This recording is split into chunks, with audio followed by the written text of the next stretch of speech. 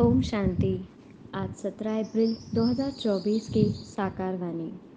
मीठे बच्चे, यह वंडरफुल पढ़ाई बेहद का बाप पढ़ाते हैं। बाप और उनकी पढ़ाई में कोई भी संशय नहीं आना चाहिए। पहला निश्चय चाहिए कि हमें पढ़ाने वाला कौन।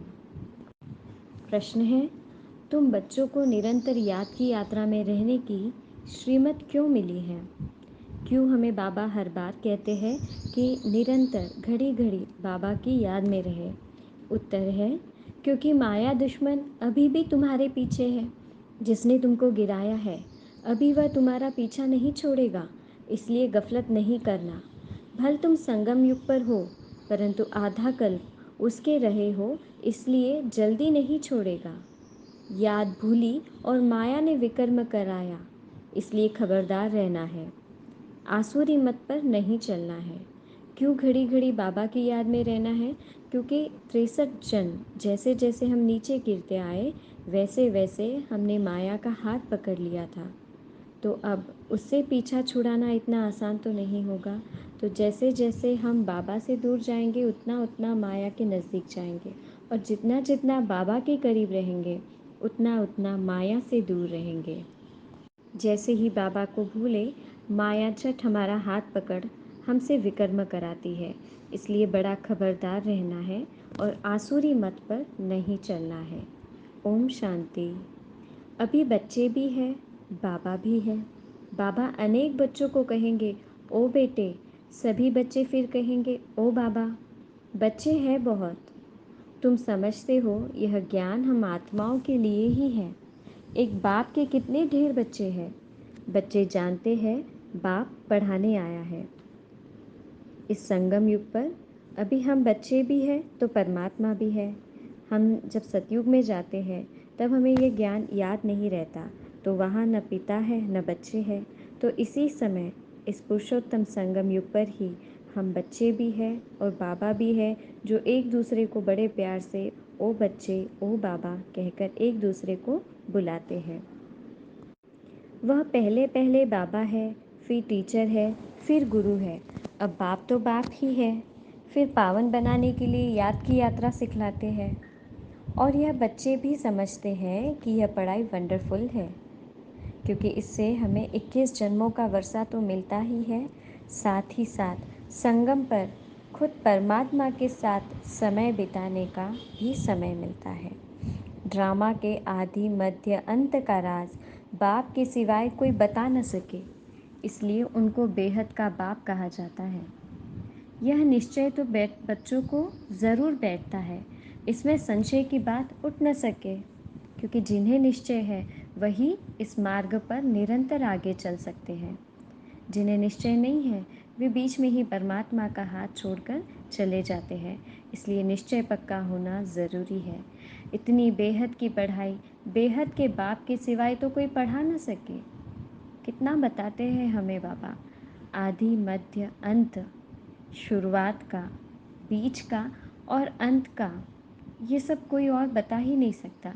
जिसकी दृष्टि बेहद की हो, जो बहुत ऊंचाई से हमें देखता हो, वो परमात्मा ही हमें हर सीन बता सकता है। तो ऐसा तो एक परमात्मा ही हो सकता है। बुलाते भी हैं कि बाबा आओ, हमको पावन दुनिया में ले चलो, क्योंकि यह है पतित दुनिया। पावन दुनिया में ले जाते हैं बाप, वहाँ थोड़ी ही कहेंगे बाबा आओ पावन दुनिया में ले चलो। बच्चे जानते हैं हम आत्माओं का वह बाप है, तो देह का भान टूट जाता है, क्योंकि जब यह भान होता है कि पिता शरीर का नहीं है, आत्मा का है, तब देह का भान टूट जाता है। आत्मा कहती है वह हमारा बाप है। अब यह तो निश्चय रहना चाहिए, बरोबर बाप के बिगड़ कोई इतना नॉलेज दे नहीं सकता। पहले तो यह निश्चय बुद्धि चाहिए। निश्चय भी आत्मा को बुद्धि में होता है। आत्मा को यह ज्ञान मिलता है हमारा यह बाबा है। यह बहुत पक्का निश्चय बच्चों को होना चाहिए। मुख से कहना कुछ भी नहीं है। हम आत्मा एक शरीर छोड़ दूसरा लेती है, आत्मा में ही सब संस्कार है। सतयुग त्रेता द्वापर पास्ट हो गया, अब कलयुग चल रहा है। यह भी बहुत थोड़े जानते हैं। तुम्हारी बुद्धि में सब ख्यालात रहते हैं। बाप के पास सारी नॉलेज है। उनको कहते हैं ज्ञान का सागर। उनके पास जो नॉलेज है वह इस तन द्वारा दे हमको आप समान बना रहे हैं। माना परमात्मा तो ज्ञान का सागर है, पर उन्हें खुद का शरीर नहीं है, इसलिए ब्रह्मा बाबा के तन का आधार ले हमें उस नॉलेज को दे रहे हैं और आप समान बनाने की कोशिश कर रहे हैं। जैसे टीचर भी आप समान बनाते हैं, तो बेहद का बाप भी कोशिश कर आप समान बनाते हैं। लौकिक बाप आप समान नहीं बनाते। अब तुम बच्चे आए हो बेहद के बाप के पास। वह जानते हैं मुझे बच्चों को आप समान बनाना है। लौकिक के पिता जो हम में कमी कमज़ोरियाँ होंगी, तो जो लौकिक पिता है वो सोचते हैं कि मेरा बच्चा मुझसे भी अच्छा बने, है ना। लेकिन परमात्मा स्वयं हर चीज़ में भरपूर है, सागर है। इसलिए परमात्मा कहते हैं कि मैं बच्चों को आप समान बनाना चाहता हूँ। जैसे टीचर आप समान बनाएंगे, नंबरवार होंगे, यह बाप भी ऐसे कहते हैं नंबरवार बनेंगे। जो जितना पढ़ेंगे, जो जितनी धारणा करेंगे, जितनी सेवाएं करेंगे, उस प्रमाण नंबरवार बनते जाएंगे। मैं जो पढ़ाता हूँ यह है अविनाशी पढ़ाई। जो जितना पढ़ेंगे वह व्यर्थ नहीं जाएगा। आगे चल खुद कहेंगे हमने 4 वर्ष पहले, 8 वर्ष पहले कोई से ज्ञान सुना था, अब फिर आया हूँ। कई कई आत्माओं को कहीं कहीं से जब ज्ञान सुनने में आता है, सुन लेते हैं, पर वो निश्चय बुद्धि नहीं होने से इस मार्ग पर चलते नहीं हैं। फिर जब उन्हें निश्चय होता है, धीरे धीरे फिर से जब इस मार्ग में आते हैं, तो परमात्मा कहते हैं फिर वह चटक पड़ते हैं।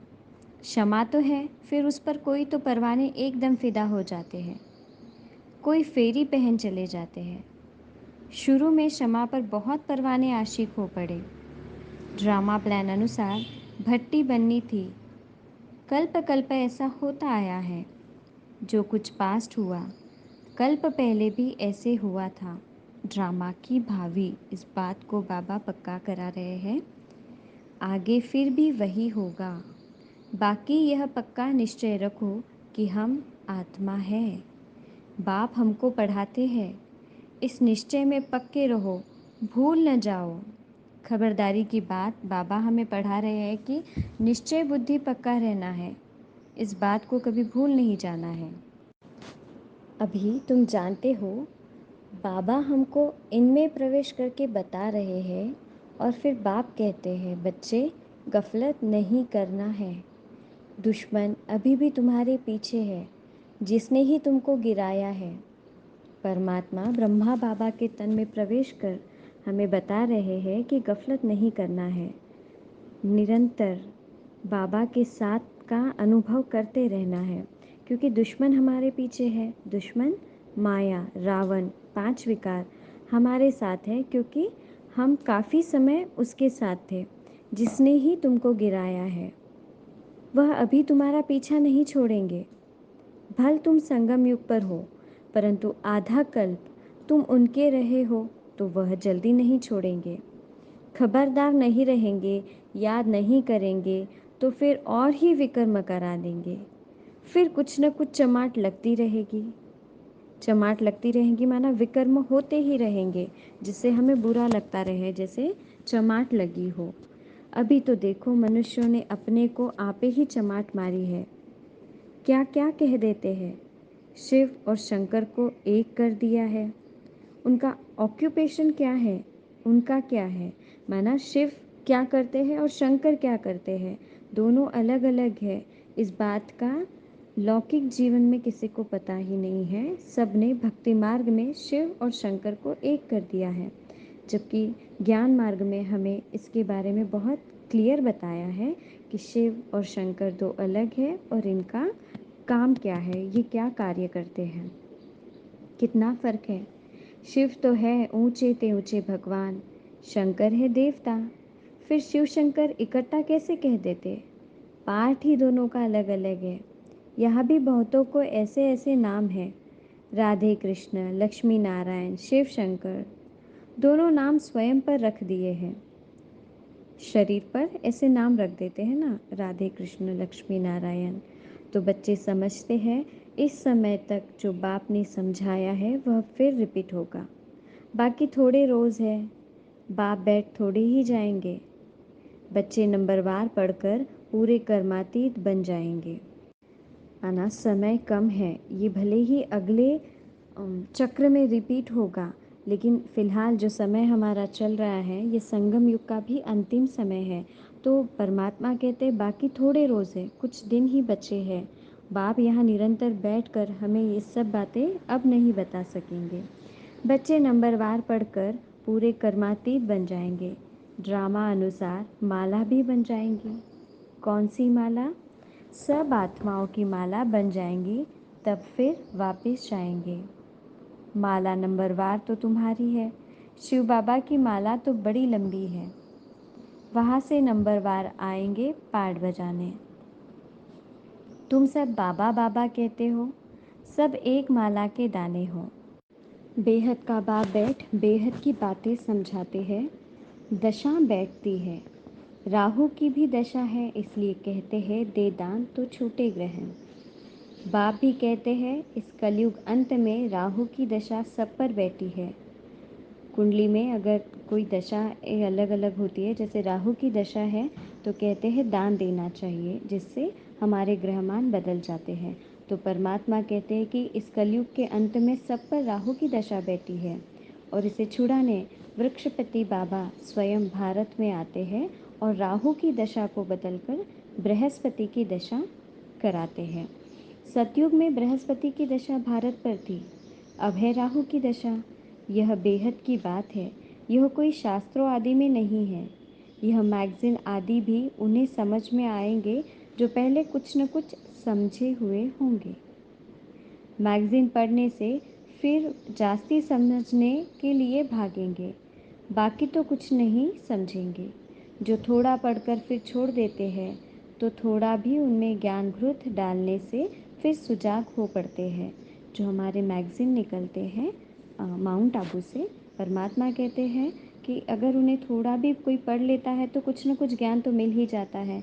फिर वो अगर छोड़कर भी चले जाते हैं फिर, लेकिन उनके पास जो ज्ञान है उसमें हम ज्ञान घृत माना घी डालते हैं तो वो दिया फिर से जाग उठता है, ज्ञान का दिया। तो ज्ञान को घृत भी कहा जाता है, घृत माना घी, तो ज्ञान को घी भी कहा जाता है। उझाए हुए दीपक में बाप आकर ज्ञान घृत डाल सकते हैं, डाल रहे हैं। कहते हैं बच्चे माया के तूफान आएंगे, दिए को बुझा देंगे।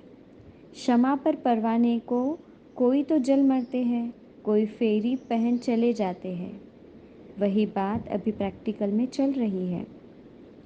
यहाँ क्षमा है परमात्मा शिव बाबा, तो कहते हैं बाबा कि कोई कोई तो आते हैं जल मरते हैं, जल मरते हैं माना परमात्मा को पूरा समर्पित हो जाते हैं, और कोई कोई सिर्फ फेरी पहन चले जाते हैं, बस आते हैं सुनते हैं और चले जाते हैं।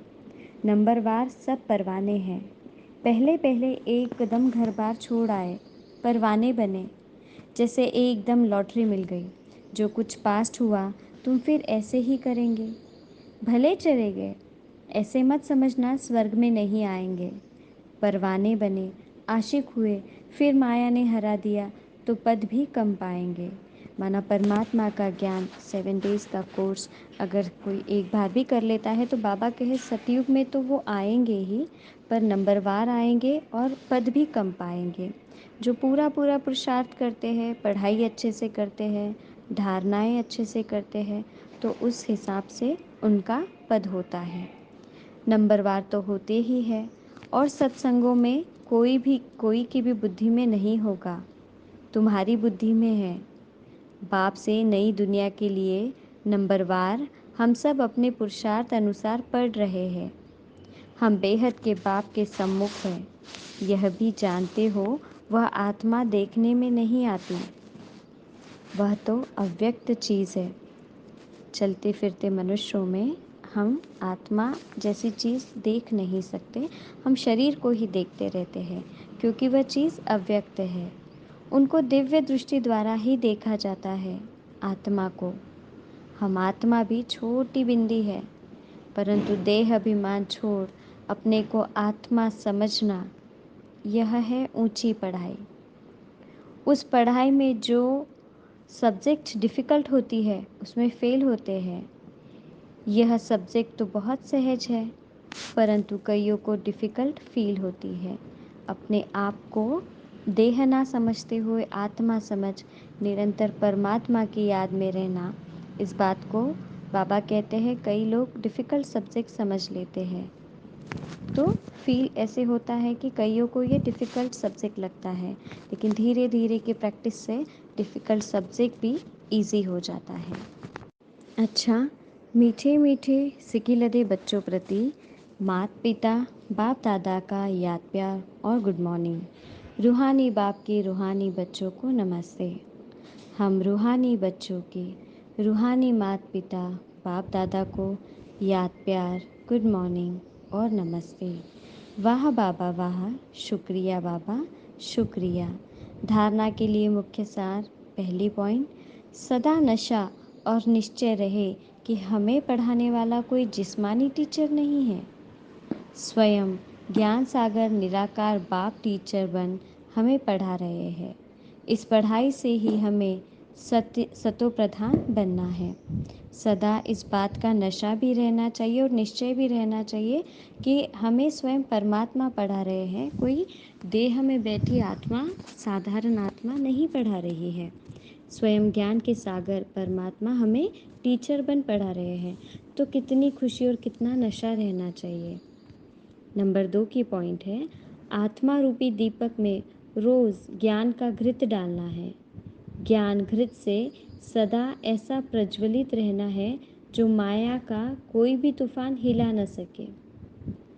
पूरा परवाना पर क्षमा बन फिदा होना है। पूरा परवाना बन क्षमा पर फिदा होना है। पूरे परमात्मा के ही दीवाने बन जाने हैं। क्षमा बाबा पर फिदा हो जाना है।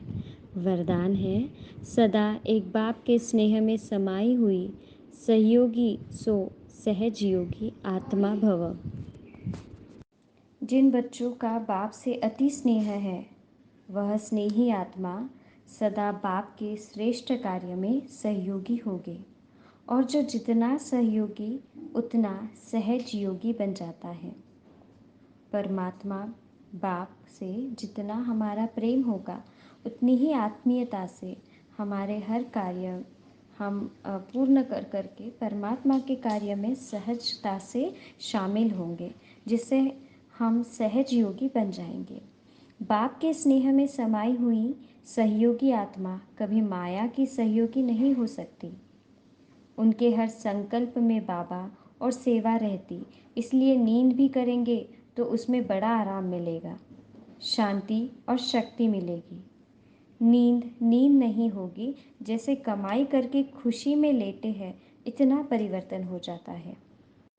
जब हमारे संकल्प निरर्थक चलते या फिर नेगेटिव चलते हैं, तब हम बड़ा भारी भारी जैसा फील करते हैं। ऐसी भावनाएं होती है जैसे बड़ा सिर दर्द हो रहा है या फिर भारीपन फील होता है। पर जब हम पॉजिटिव सोचते हैं, जब हम बाबा के दिए हुए ज्ञान मोतियों का चिंतन करते हैं, मनन करते हैं, तो बहुत हल्का महसूस होता है। इसलिए जब परमात्मा हमें इस प्रकार से उदाहरण देते हैं कि जब नींद भी करेंगे तो बड़ा आराम मिलेगा। हम देखते हैं जब नेगेटिव थॉट चलते हैं तो बड़े फ्लो में चलते हैं, ज़्यादा चलते हैं, और उसकी वजह से हमारे शरीर पर भी असर होता है, बड़ी थकान महसूस होती है, नींद भी ढंग से नहीं आती है। पर अगर हम पॉजिटिव सोचते हैं, चिंतन मनन करते हैं, तो हल्का रहे जैसी भावना आएगी और नींद भी बड़ी आराम से आएगी। वो उस नींद से ही हमें शांति और शक्ति मिलेगी। नींद नींद नहीं होगी, पर जैसे ऐसे लगेगा कि कुछ कमाई करके खुशी खुशी में लेटे हैं, इतना ज़्यादा परिवर्तन हो जाता है। मुरली का स्लोगन है, प्रेम के आंसू दिल की डिब्बी में मोती बन जाते हैं। वाह, प्रेम के आंसू दिल की डिब्बी में मोती बन जाते हैं। ओम शांति।